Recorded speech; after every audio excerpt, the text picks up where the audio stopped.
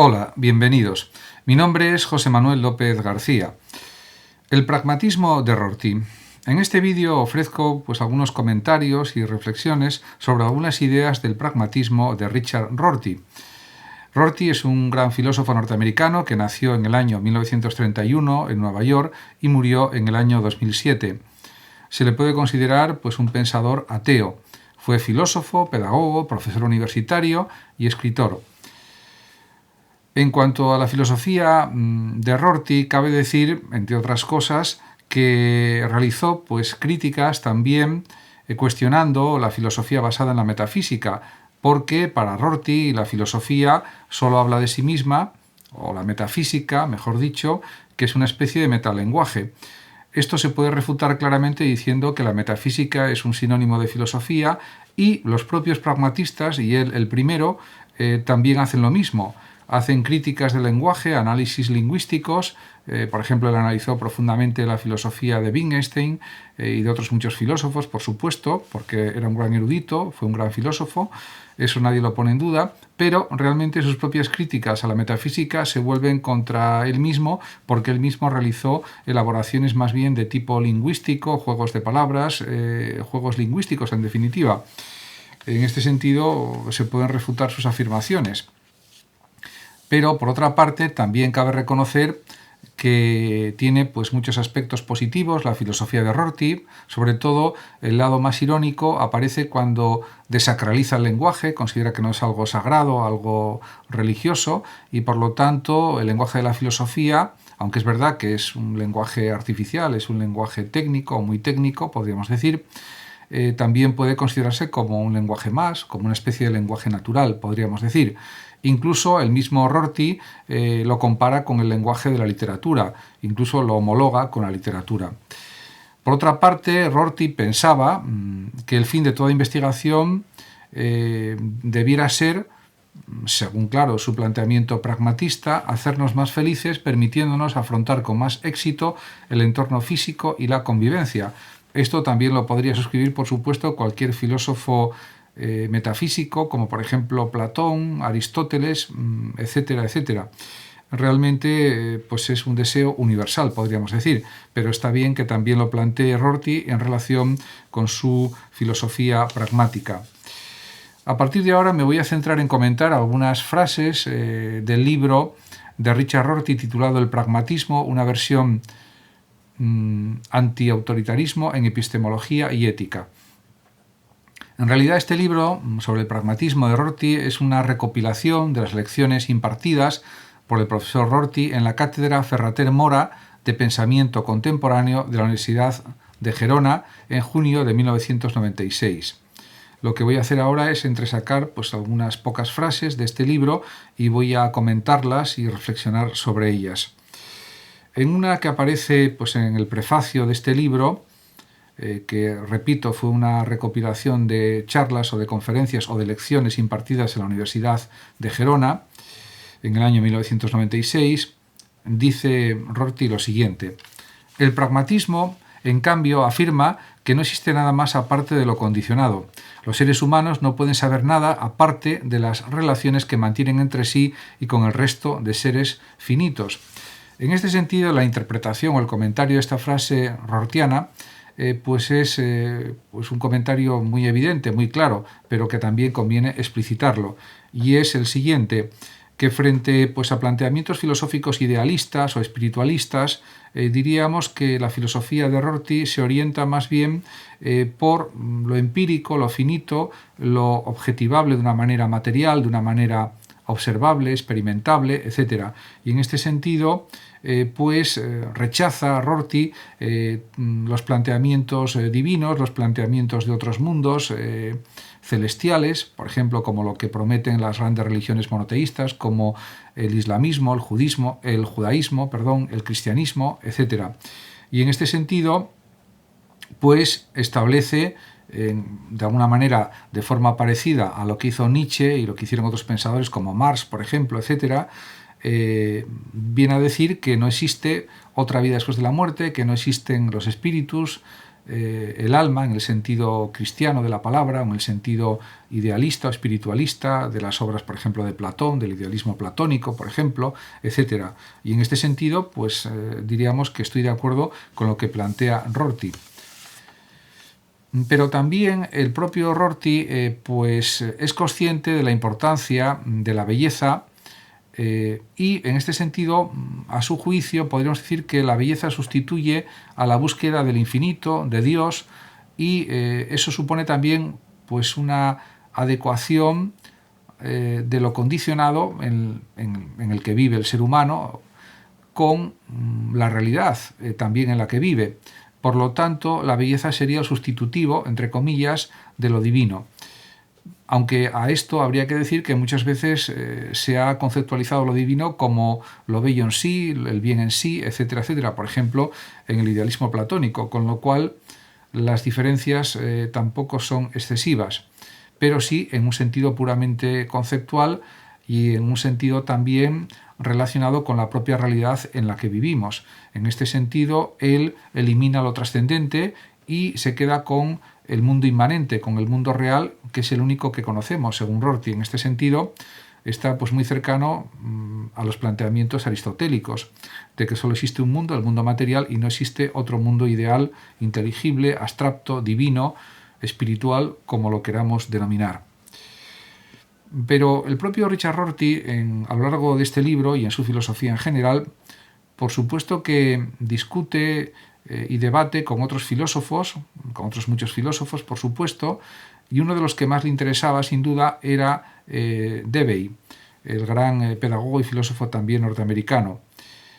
Por ejemplo, Rorty señala que Debye no estaba interesado en la grandeza humana, sino como un medio para conseguir la mayor felicidad para el mayor número, siguiendo en este sentido Debye los planteamientos del utilitarismo de Mill y de Bentham, pero realmente, y de Hume podríamos decir también. Pero también el propio Debye era consciente de que los grandes científicos, los grandes pensadores, fueron también pensadores que se interesaron por lo finito, diríamos, y por lo tanto, en este sentido, contribuyeron, según Rorty, a poner a nuestro alcance nuevas formas de vida más humanas, más ricas, más complejas y más alegres, sobre todo. Y esto lo remarca el propio Richard Rorty. Y considero que es cierto, porque, en definitiva, la filosofía se interesa por la vida, por lo mundano también. Por eso existe también, por ejemplo, la filosofía realista intramundana de Xavier Zubiri, un gran filósofo español. Por eso existe también el raciovitalismo de Ortega y Gasset. Y por eso también podemos pensar en el vitalismo del propio Nietzsche, al que, por cierto, influyó, diríamos, en muchos otros pensadores y entre ellos en el propio Rorty. Por tanto, podemos señalar que no cabe duda de que el propio Richard Rorty es un habilísimo pensador analítico y estudia, investiga, diríamos que critica de una manera pues, muy profunda y muy densa las filosofías de otros pensadores, pero diríamos que se ascribe claramente pues, a una actitud pragmática en filosofía y no a un planteamiento idealista o materialista a secas, podríamos decir. En relación, por ejemplo, con pensadores como Habermas y Heidegger, en este libro que estoy comentando, del que estoy haciendo pues, una reflexión y a la vez pues, una especie de comentario crítico y reseña, es evidente que el interés de Rorty es buscar pues, una sociedad más democrática, más justa, más equilibrada, más feliz, etc. Y escribe al respecto en relación con lo que dijeron sobre estas cuestiones Habermas y Heidegger. Para estos dos pensadores, dice Rorty, no existe nada más elevado o profundo que una sociedad democrática utópica. No existe nada más deseable que la paz y la prosperidad que la justicia social haría posible. En este sentido, aunque Rorty encuentra que es posible que esto quede como un simple deseo de estos dos pensadores, pues también es verdad que se pueden modificar las estructuras políticas de los estados y mejorar la democracia, en cierta manera, de los estados políticos para conseguir, pues en alguna medida, pues unas formas de vida más felices para todos los ciudadanos. En este sentido también, el propio Rorty, dice que considera que más que haber respondido a alguna pregunta profunda o haber producido algún pensamiento elevado, lo que he hecho, reconoce el mismo Rorty, ha sido mover unas cuantas piezas en el tablero de ajedrez de la filosofía, lo que da una idea también de su modestia, de su humildad y también de la conciencia de lo que ha realizado.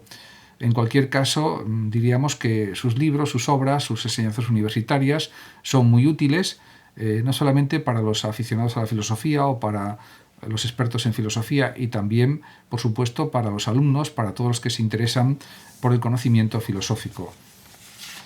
Realmente, en estas lecciones recopiladas en este libro, pues hay pasajes muy interesantes.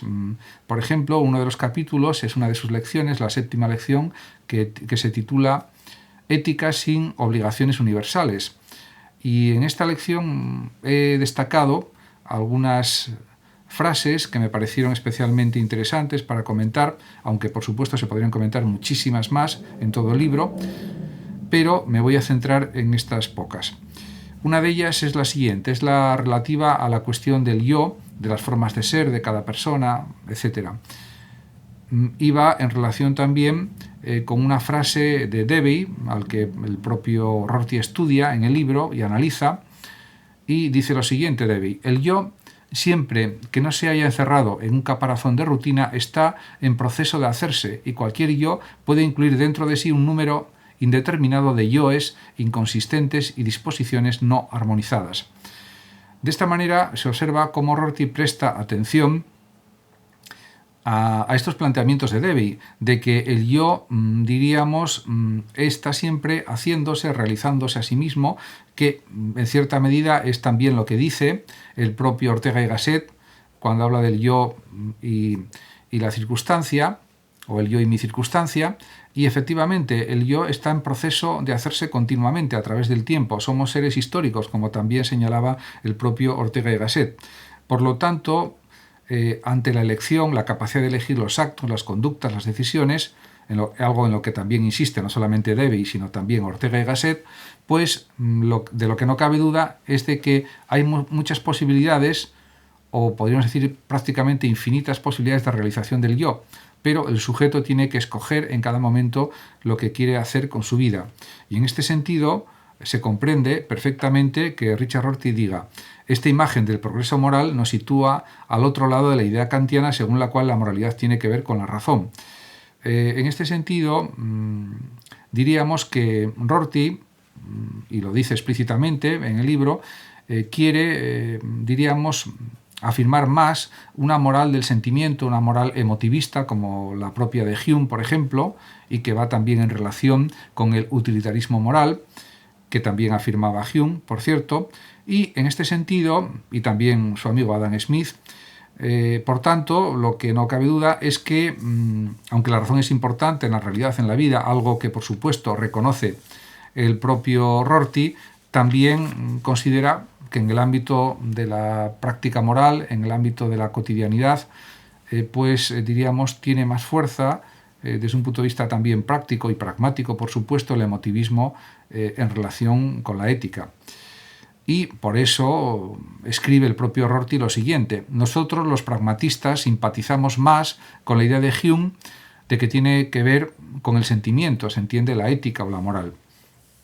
Por supuesto, diríamos que el propio Rorty es consciente de que hay nuevos modos de ser humano que están ahí y que son realizables y posibles, y todo depende, por supuesto, de la capacidad de argumentación, de entendimiento, de la capacidad de razonar y también de la capacidad de ser honesto con uno mismo, de ser responsable ante los demás y ante uno mismo, etcétera, etcétera. Por eso escribe lo siguiente Rorty: en estas lecciones he estado interpretando esta supremacía como la prioridad de la esperanza de inventar nuevos modos de ser humano, por encima de la necesidad de estabilidad, seguridad y orden. Por tanto, con esto no quiere decir Rorty que no sea importante la estabilidad, la seguridad y el orden, pero sí también lo es, y muchísimo, el priorizar la invención de nuevos modos de realizar la vida, que sean modos, diríamos, que aumenten, diríamos, la capacidad humana, que aumenten la excelencia en la vida humana. Diríamos que la búsqueda de la excelencia en el desarrollo de la vida es algo que podemos considerar que para Rorty pues es importante, lo mismo que para otros numerosos filósofos. Y por supuesto considera que frente a la rutina, frente a la mediocridad, frente a actitudes, diríamos, que no buscan la excelencia, él opta por buscar sacar lo mejor de nosotros mismos, y eso se consigue inventando nuevos modos de ser humano o formas de ser persona más potentes, más enriquecedoras, más satisfactorias en todos los sentidos. Lo que no significa descuidar, por supuesto, la estabilidad y la seguridad en lo posible de la vida humana. Por supuesto, hay que tener en cuenta también los elementos de azar que existen en cualquier vida, en toda vida. Y eso, efectivamente, digamos, supone también entender el dinamismo de la estructura de la realidad y de la estructura de la vida también. Por otra parte, en la 10ª lección que imparte en la Universidad de Gerona Rorty en el año 1996, pues dedica su último capítulo al empirismo de McDowell, o sobre la capacidad humana de responder ante el mundo. Aquí voy a comentar solamente 2 breves fragmentos de este capítulo. El primero pues habla del naturalismo descarnado, en el que cae, por ejemplo, McDowell, según Rorty, y dice así el fragmento: en opinión de McDowell, es posible remontar algunas de las preocupaciones características de la filosofía moderna a una tensión entre 2 fuerzas. Por un lado, la atracción de un empirismo mínimo, por el otro, el hecho de que todo conocimiento es un asunto lingüístico. Diríamos que efectivamente, pero esta superación de estas preocupaciones típicas de la filosofía, por una parte el empirismo mínimo y por otra parte los juegos lingüísticos, yo creo que no son superables, y es una dicotomía, a mi juicio, diríamos, inadecuada la que se establece, porque diríamos que la filosofía engloba todos estos aspectos y los supera en sí misma. Y en este sentido, la filosofía siempre es una cuestión del lenguaje pues muy técnico, muy preciso, de un lenguaje crítico, analítico, constructivo, y a veces también destructivo, de falsas ideas, de prejuicios, etc. Por lo tanto, diríamos que esto se supera por la misma acción discursiva de los filósofos. Y también existe otro fragmento que puedo comentar, y que es el siguiente. Dice Richard Rorty: en mi opinión, pues, McDowell no debería aceptar la concepción naturalista descarnada de que en ciencias naturales hay una forma distintiva de inteligibilidad, consistente en relacionar sucesos por medio de leyes. En efecto, estoy de acuerdo con Richard Rorty, porque diríamos que hay muchísimas formas de entendimiento, de inteligibilidad, y no solamente son reales o son efectivas o son precisas o son exactas o son verdaderas las propias de las ciencias naturales, diríamos, y de la comparación con las leyes científicas o del análisis de las leyes científicas. Existen muchísimas maneras de buscar la inteligibilidad. Y hay también otras ciencias, diríamos, duras, también las ciencias sociales, etcétera, etcétera. Muchísimas gracias a todos por su atención. Saludos a los oyentes de Radio Sofando y Hablando de Filosofía de México. Y por último, decir también que el que lo desee puede compartir este vídeo, darle me gusta o suscribirse a mi canal. Y también informo de que esta charla o esta explicación o este comentario está disponible en mi podcast de iVoox y también de Spotify.